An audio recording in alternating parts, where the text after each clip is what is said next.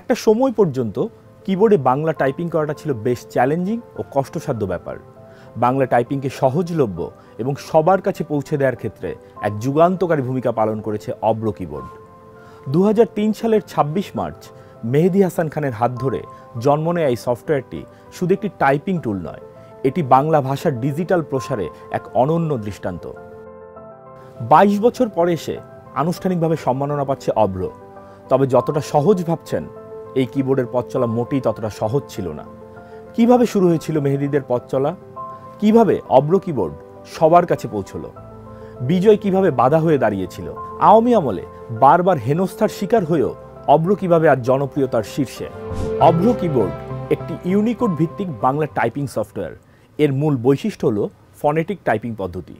বিশ্লেষকরা মনে করেন অব্র শুধু একটি সফটওয়্যার নয়, এটি একটি আন্দোলন, বাংলা ভাষাকে মুক্ত করার আন্দোলন। এটি প্রমাণ করেছে প্রযুক্তি শুধু ব্যবসার জন্য নয়, ভাষা ও সংস্কৃতির প্রসারেও এর ব্যবহার করা যেতে পারে।